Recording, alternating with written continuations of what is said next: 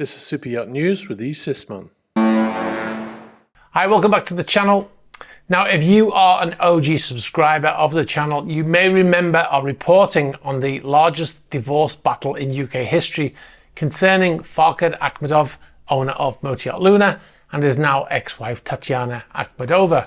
Akhmedov's ex-wife, who's now using her maiden name of Soroka, is back in the news after she's allegedly suing the law firm that originally represented her in her divorce.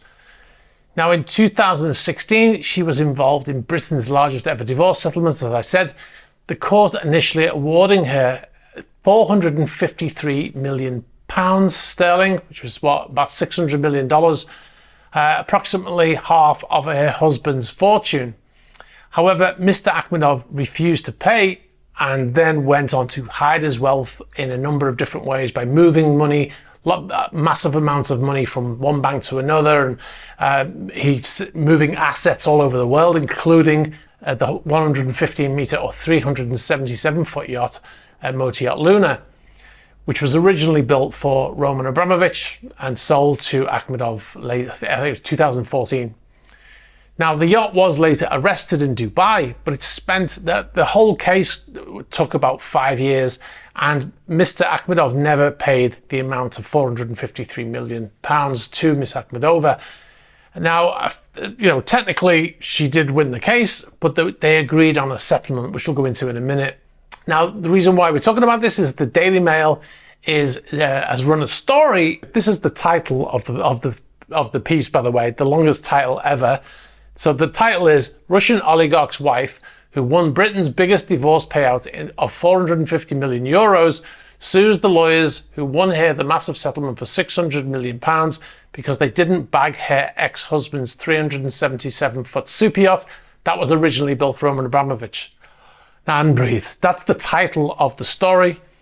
They go on to say that the papers lodged at the High Court by Miss Soroka, formerly Miss Akhmedova, her new lawyers claim Baroness Shackleton's firm, Payne Hicks Beach, which is the firm that represented her before, acted negligently by not alerting lawyers in Florida that Luna was moored in Miami and could be seized to help fulfill the settlement. In other words, the boat was in Miami in 2017. Miss Akhmedova alerted them to the fact that the boat was there, but then the lawyers didn't act. This is what she's claiming in court. The lawyers didn't act to seize the vessel there. It went on to be later seized in Dubai, but then that was a big long court case with counter lawsuits and all kinds of stuff went on. And like I said, the settlement was never materialized. The law firm that's being sued, PHB we'll call it, insists that Miss Soroka's claim is misconceived and says it remains proud of the deal it secured for her. Now, there are some discrepancies in that newspaper article for a start. Firstly, the law firm may have technically won the case, but Miss Soroka did not get the £453 million settlement in court. She never got that much money. She actually come to an agreement with her husband and was paid £150 million, £100 million in cash, and $50 million in artwork. That was the settlement that they agreed on eventually. So the $453 million never got. Now, secondly, in this same article, it appears that she's suing them not because they didn't bag her the yacht, like they're claiming that the story is kind of insinuating that she wanted the yacht. In a way, she wanted the yacht because it was an asset. She wanted the money, and that was seen as a way to get the money. And the yacht was not seized when it could have been in Miami. And then, 5 years later, they were still arguing. So that she's sort of claiming that we wouldn't have had to do those 5 years if they seized the vessel in Miami. In the legal claim that was lodged in December, Miss Soroka says she spoke to the law firm that was representing her in 2017 on the phone, and she told them her ex was in Miami with his yacht. However, the lawyer in Florida incorrectly said that Mr. Akhmedov had no assets in Miami, even though the yacht was docked there, and the yacht was allowed to leave. So they didn't do their job properly, which is the claim, and as a result, the boat left.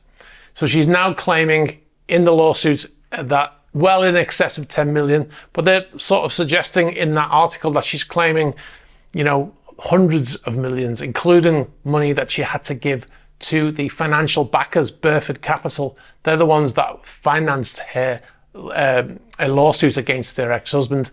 And apparently from the £150 million that she was given in that settlement, she had to pay Burford Capital £74.6 million of that money.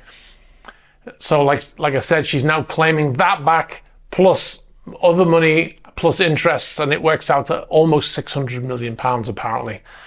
So yeah, so that's a big story, isn't it?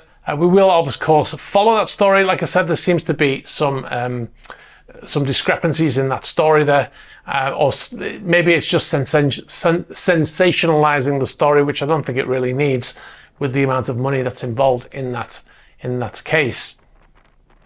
Now, speaking of Roman Abramovich, as we mentioned, that Luna was originally built for Roman Abramovich.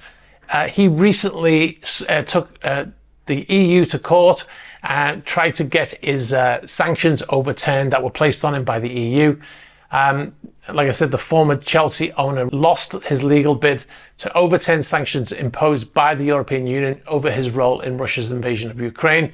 Mr. Abramovich had filed a lawsuit at the EU's General Court against the European Union Council, which imposed the punishment on the 57-year-old in 2022 as part of measures targeting Russia and President Vladimir Putin's close allies.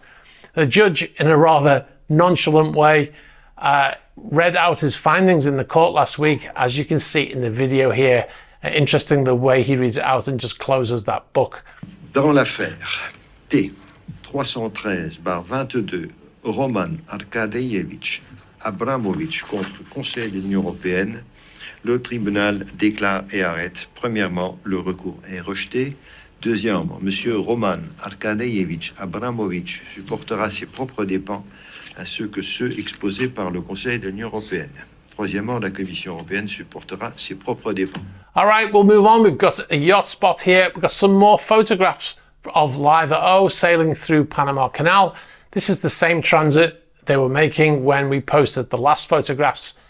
This time the photos are coming from oceanposse.com. He said they were going in the other direction when the vessel passed them. Great looking boat. Another vessel we've got here is Motor Yacht Come Together, named after the Beatles song, of course. Motor Yacht Come Together, preparing to depart the Isle del Sol Marina into Simpsons Bay in St. Martin. Apparently with Patrick Dempsey as the captain there on the bridge wing. It really looks like Patrick Dempsey. This was sent in by James Dingle, at James Dingle Photo, by the way. When a story comes up, and we've done some videos in the past on the channel, there was some, the Young Turks, this is going back 2 or 3, maybe even 4 years now. They did some stories and we debunked those stories as well because they just weren't factually very accurate. And okay, so remember to check out our new podcast channel at Yacht Report Podcast on YouTube. If you type that into YouTube, you'll find the channel. You can also find it on all the Spotify and Apple Podcasts, as well as Audible, etc. If there's a platform that you prefer and it's not there, let us know. We will add it. Here we talk about all things super yachts in a more informal, relaxed atmosphere with anecdotal stories from past adventures in the industry. Now, if you want to see episode 3, which is the latest one, we just posted it last night on our Patreon channel. Are there security systems on any of the yachts that have missile defense / laser systems to prevent attacks on the yachts? It will be there until Thursday. It will come out on the podcast channel and on all of the other Spotify, etc. Will come out on Thursday this week. But if you can't wait till Thursday and you want to see it right away, you can catch it on the Patreon channel right now. So remember to check the Patreon channel out. You'll find that at patreon.com/esysman. Now, if you've got any information for us on any of the stories that we've done today or any other stories, please be sure to get in touch in the normal fashion. You can get us in the email address in the ticker. You can get us on the About page of the YouTube channel, on Instagram, on Facebook Messenger, on Twitter, and you can get us on Threema. Be sure to like this video, very important for the algorithm. Hit the subscribe button, hit the bell for future notifications. All right, guys, thanks for watching. I'll catch up with you soon. Bye-bye.